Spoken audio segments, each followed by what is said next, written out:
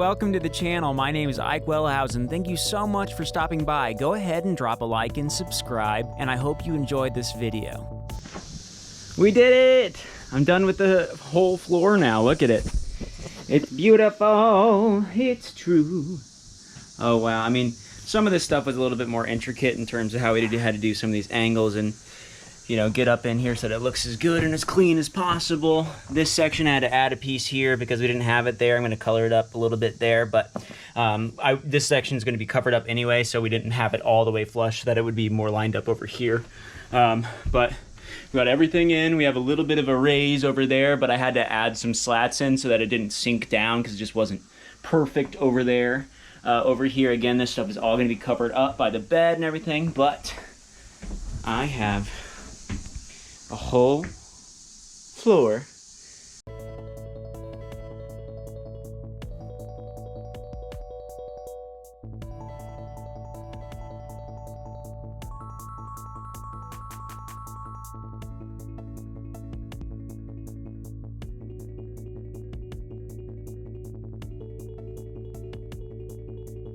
The first thing my father and I worked on were these tire wells because they seemed to be some of the easiest things to work on.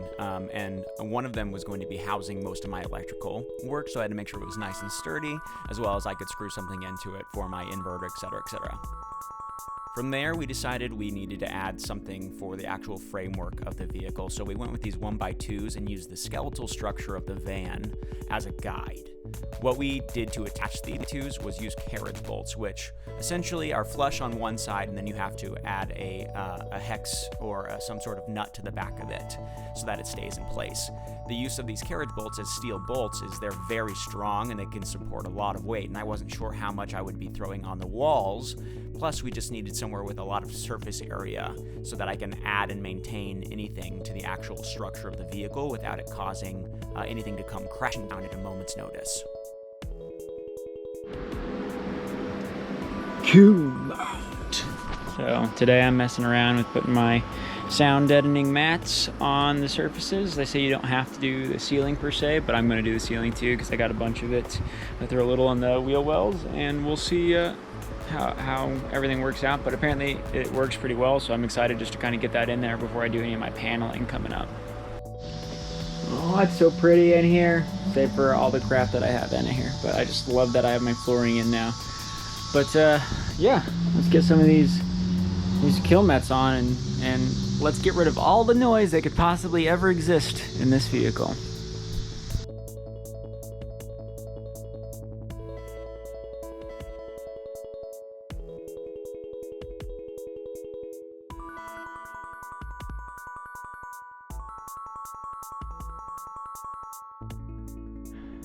Woo!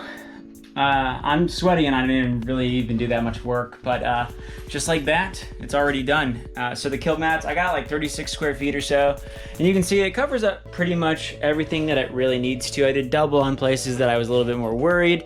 That one has to be a little obscure because of the ladder rack that's attached there. They say you don't have to add them to the ceiling, but I wasn't too comfortable not doing it, so I went ahead and did it. Ultimately, I need like one, maybe like, I don't know, 5 more squares, and I think I would be good, but I think this is good enough because literally all this is going to be covered with insulation to some degree. So really, with the kill mats, it was really easy installation. It's kind of like tar, like if you ever done any sort of shingling before, it's kind of got that black stickiness to it, but it adheres immediately. They say to do it in a hot climate. You can tell by my sweat that I'm obviously in a very hot space. It's like 85 degrees out right now, and it's 8 o'clock at night. So needless to say, it's really easy to install. Don't take your time with it. You're really not going to do or save yourself anything by trying to make it look nice because you're going to be covering it up anyway.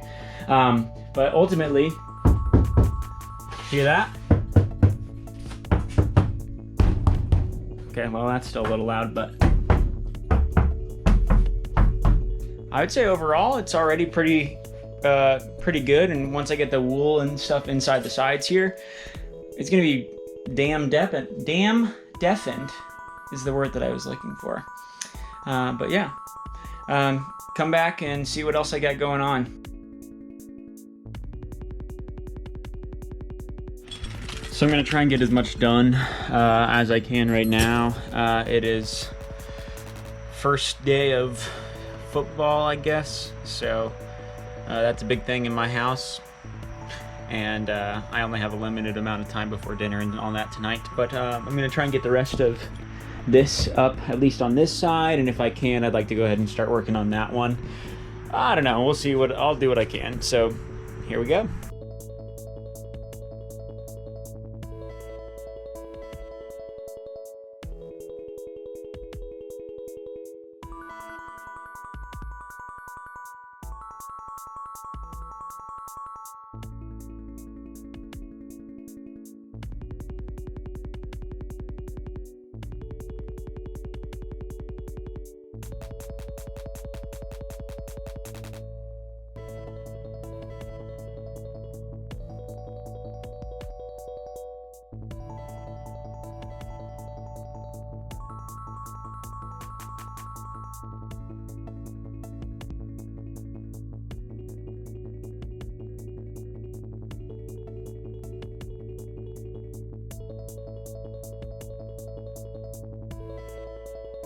I was attaching these carriage bolts to have these so that they're as strong as they need to be for all my shelving and then eventually my bed. But what I've been working on right now off camera is figuring out this, because it's not exactly flush, so I had to throw in a nice premium 2x4 in here to get this really nice and rock solid, and use the natural curvature of the vehicle to provide a really strong base when it's bearing down for the amount of pressure it's going to be holding, because it's going to be me plus, you know, maybe another person. Probably not, but if it can sustain two people easily, based on how I'm building it, and that the bed will just kind of sit in between here and on top of this support is kind of my thinking. I'm still playing with how I exactly want it to work out, but we'll figure it out. So just wanted to show that I am doing some new stuff today and trying something else out. But it's a lot of guesswork, and it's, you know, I've already taken this post off twice just to get it so it's a little bit more stationary. Then this does no real effect having these combined, but I made it so it looks at least a little bit better.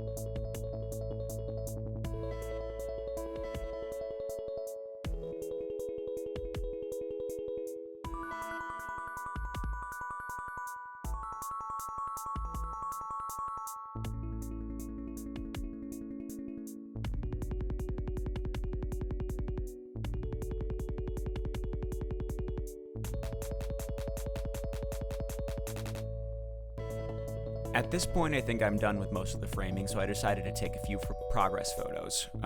What you can see is I use these like 2x1s that gave me my initial framework. Obviously, nothing is square in this vehicle. But if you look now, you can see above the tire wells, I've added a little bit of extra framework for the bed. It both bumped it up and added a little bit of support.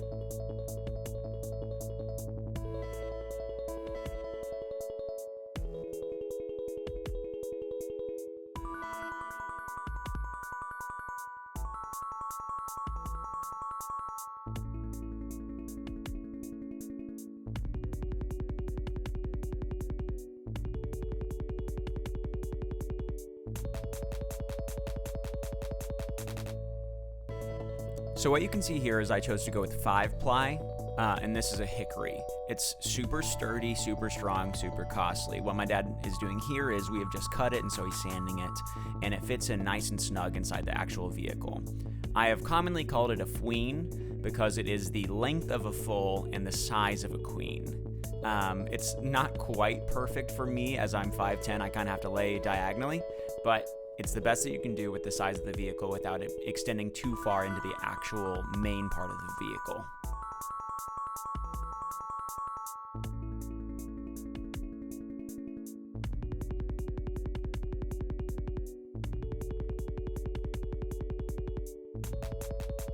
What I'm doing here is just creating some extra framework with these 1x1s. It's just extra support. I don't necessarily need it, but what I chose to do here was screw it in from the top, and that way it could sit nice and firmly on the ground. I didn't want to do any extra holes or anything into the floating floor in case I wanted to change this design in the future.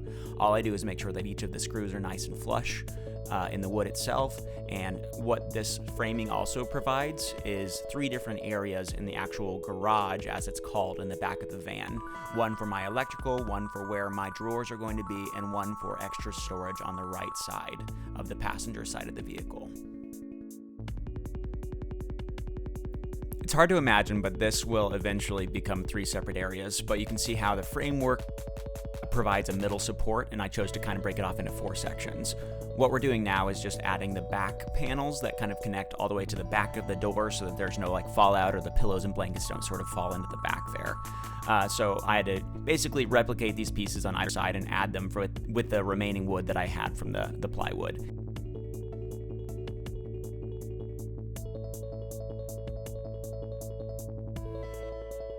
So while working on the bed here, we decided we would add this little section back here so it could go the full length. I figured it was going to be like this anyhow, but you know.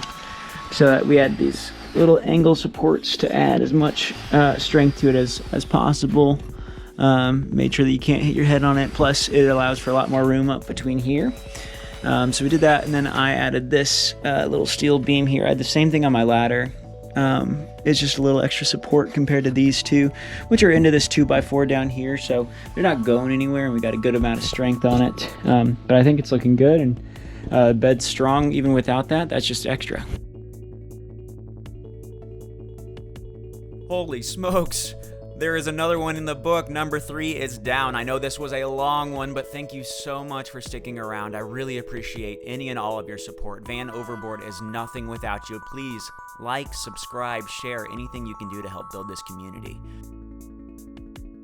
I have been living in the van for a year, and I have so much information and joy to share with you all. My name is Ike Wellhausen. Please have a blessed day.